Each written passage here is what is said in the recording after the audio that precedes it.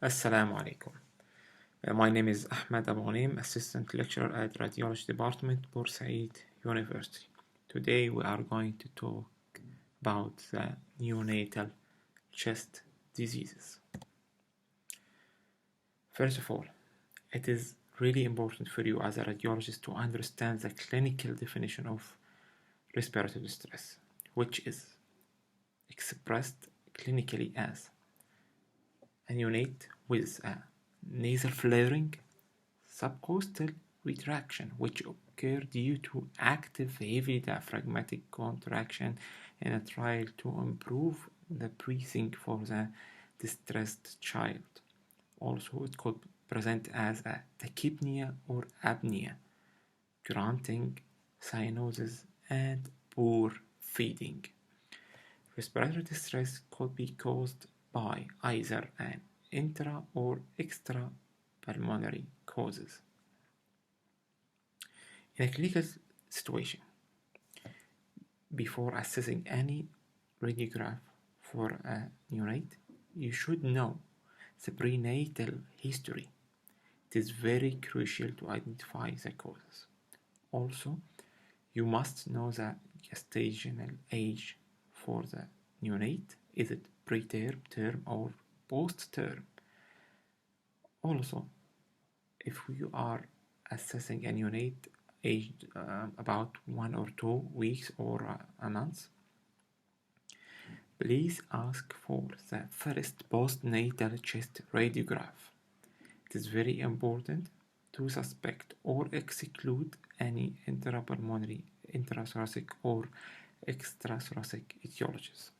Also, any delivery-related problems or complication, either to the mother or for the infant or the newborn. One item which is very important, or two items which are very important to classify neonatal chest diseases will depend on the gestational age and the volume of the lungs. Those are the two most important factors you must concentrate on it while assessing the neonatal chest radiograph. Clinically, a neonate with respiratory distress will be admitted to the neonatal intensive care unit or NICU, where a portable X-ray machine is needed. Your role as a radiologist is to visit and regulate with the chief doctor responsible for the neonatal intensive care unit a suitable location within the unit, which is away from most of the incubators, where the targeted one or the targeted neonate or the targeted incubator will be transferred to this safe location. Then the portable X-ray tube will work. This maneuver is aiming to decrease the scattering radiation reaching the other non-targeted neonates within their incubator. Okay. As a radiologist, you must have the basic knowledge about the neonatal disease, as well as its complication and the treatment options. That will help you reaching a differential diagnosis than a diagnosis. As we said, you must assess first the neonatal lung volume, assess the thoracic cavity, and know the gestational age for the neonate. And don't forget to assess the position of any artificial tubes or catheter attached to the neonate.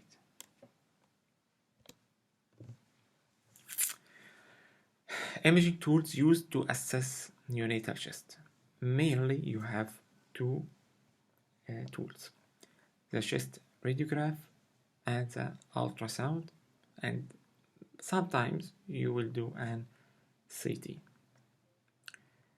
As regards the ultrasound assessment of the lungs, we may discuss it in another lecture. It is a simple tool to assess if there is any pulmonary consolidation or lung consolidation, pleural effusion, pneumothorax. Also, you can assess the lung, the diaphragmatic mobility, and we will discuss it in another lecture. As regards the chest radiograph, an anteroposterior radiograph are taken in supine position, which results in a relatively prominent cardiothomic silhouette. The plain chest examination is commonly extended to cover the abdomen. This is not a routine work. It aims to visualize the status of the bowel loop simultaneously, although its routine use is not recommended. Why? Because of the radiation exposure. You must stick to the ALARA principle. Sometimes you will need to use another view instead of the anteroposterior, or add it to the anteroposterior view, which is a cross-table lateral projection. You use it when there is a clinical suspicion of a minimal pneumothorax, which is hardly detected on the AP view. Here is an example for a normal chest radiograph. Please note the normal lung aeration and the lack of any opacities. But before assessing the lungs, there is an important point need to be checked first. If the patient is accurately centralized, the answer here is no. You know that by looking at the sternoclavicular joints bilaterally and by assessing the shape and direction of the ribs as well as the vertebral body pedicles. Due to the malposition and the patient rotation, the normal thymic shadow is projected over the right upper lung zone in a sign called thymic sail sign, giving the false impression of a mnemonic patch.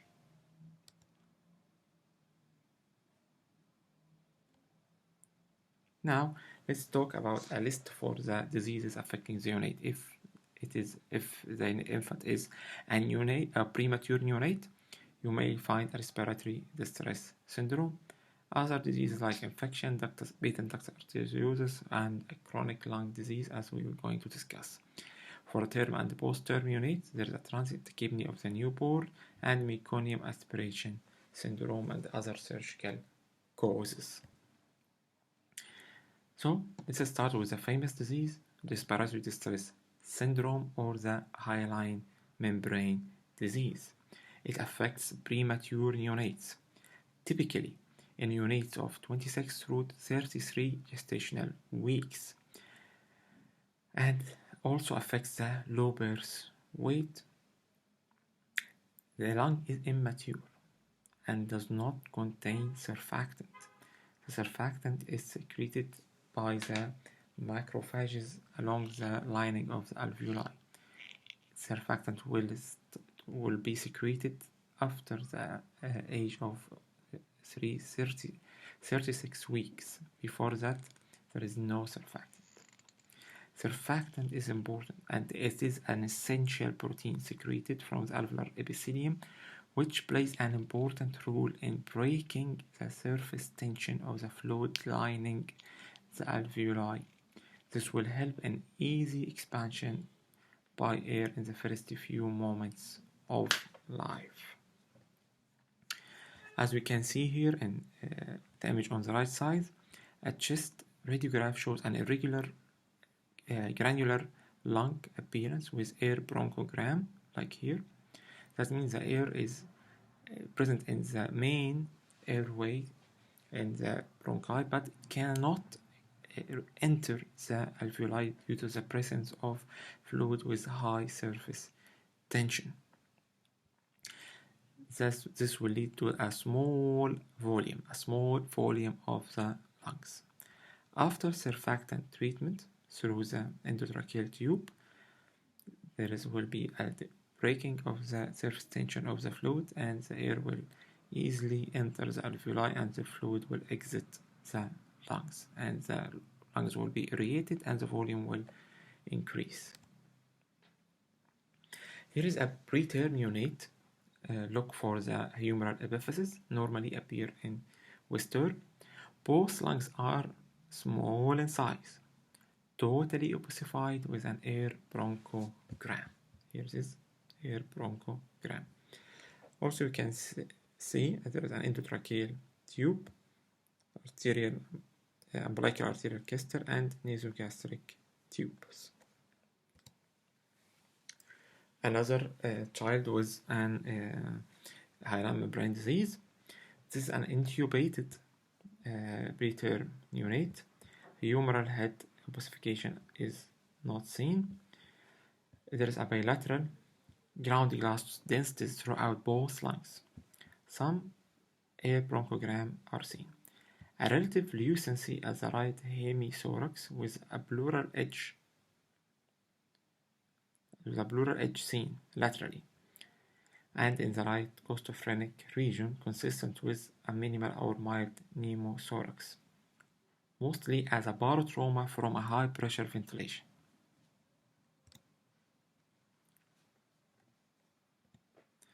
Now let's talk about another respiratory distress disease which occur at the term or the post-term neonates, which is called the transient tachypnea of newborn, or what is called a wet lung disease. Normally, in utero, the lung is filled with fluid, and during delivery, in the presence of a surfactant and biomechanical forces, the fluid will exit the lung tissue to the outside, and the alveolar spaces will be filled with air. This is the natural course in a healthy neonate. However, in a term or a near-term babies, if for any reason there is no mechanical forces to force the fluid to exit the lung, like if the child was delivered by a cesarean section for any cause, like a breech presentation or a low birth weight, or equal to a maternal diabetes or maternal complication, the lack of the mechanical forces will cause the fluid to retain within the alveolar spaces, forming the wet lung disease. There will be a failure of expectorant of the alveolar fluid, and the lung will be loaded with fluid. This will represent on the radiograph as, please concentrate, it will represent as a pulmonary congestion, interstitial edema. Sometimes you will find a cardiomegaly or a pleural effusion. In other words, you will find increased lung volume with a striky haziness radiating from the hilum, a visceral thickening or accentuation due to minimal fluid, as well as a pleural effusion. So the key items for a wet lung is the increased lung volume and radiating streaks with or without pleural effusion. Here we go. On the right side image, a plain chest radiograph revealed over-aerated lungs, increased volume with radiating streaks density from the hilum to the peripheral lungs bilaterally. A right minor fissure is accentuated. However, on the image on the left side, on the right side, sorry, after 18 hours, image B, there is a marked interval improvement of streaky densities in both lungs because the transient tachypnea of a newborn, from its name, it is a transient situation. The child will need a supportive treatment, and fluid will exit the lungs in the presence of a surfactant and some support. Okay. Another example for radiating streaks from the hilum. Case volume And another example of a severe case of transient tachypnea of newborn, we can see here the lung volume is increased. In Hyaline membrane disease, lung volume is small. Now, let's talk about another important topic, which is the meconium aspiration syndrome. Meconium aspiration syndrome occurs when a term child suffers from a distress. A bowel movement will start and meconium will pass either in utero or during delivery, followed by a meconium aspiration, which damages the lung by two mechanisms, either sequel to a complete or partial airway bronchial obstruction or by a chemical pneumonitis. This will be translated into radiographic changes in the form of mixture of emphysema and atelectasis, according to the degree of bronchial obstruction. A complete obstruction will lead to atelectasis, and partial obstruction will form a bowel valve mechanism, leading to an over-aeration and emphysema. Also, irregular parenchymal densities and opacities will be seen. So, the main radiographic features will be lung volume will be increased, there will be heterogeneous opacities, and air leak as a complication of the bowel valve mechanism caused by the partial obstruction or as a complication of the mechanical ventilation. Here we can see there is a chest radiograph demonstrated a coarse irregular opacities throughout both lungs. Okay. The lungs are overinflated, increasing volume, and the left costophrenic sulcus shows an emphysematous area. Pneumothorax is absent, and the right minor fissure is accentuated, representing a small amount of pleural effusion. Now let's talk about another entity of neonatal respiratory distress diseases, which is the neonatal pneumonia. Chest infection will be present as fever and respiratory distress. Neonatal pneumonia is usually caused by a group B hemolytic Streptococcus bacteria or Staph aureus infection, mimicking a respiratory distress disease. Somehow, if the infection affected both lung fields, it will be difficult to be differentiated from respiratory distress syndrome. However, being a unilateral involvement as well as the presence of a pleural effusion favors the diagnosis of neonatal pneumonia rather than respiratory distress disease. However, if the affection is bilateral, as we said, the findings will be non-specific. It will be difficult for a diagnosis or differentiate it from the respiratory distress syndrome or transient tachypnea of newborn or meconium aspiration. Chest infection or pneumonia will present as reticulonodular densities or asymmetrical haziness and pleural effusion. And sometimes it will present as a cavitation and nematoceles. There's an example of a neonatal infection or neonatal pneumonia by Staphylococcus aureus, forming multiple consolidation, few of them showing central cavitation. Air leak will occur for different causes in the neonates, either as a complication of the mechanical ventilation due to paratrauma or sequelae to the primary disease, like in meconium aspiration due to the partial airway occlusion. Positive pressure ventilation in a non-compliant premature infant will lead to an airway injury and air leak, and alveolar tear and air leak. The first stage will be a primary interstitial emphysema. Air will leak within the interstitium and will pass either to the mediastinum, forming a pneumomediastinum, or passing to the pleural spacing forces, forming a pneumothorax. Here there is an example for a preterm child with a respiratory distress syndrome. Endotracheal tube was inserted. In the image A, you will find the small volume of the lung which is diffusely opaque with air bronchogram. After inserting the endotracheal tube and offering the surfactant, the aeration of the lung is better and the volume increased. However, the complication of the air leak started to appear in the form of streaking air along the interstitium, forming interstitial emphysema, then forming a pneumomycostinum, and may form a pneumothorax.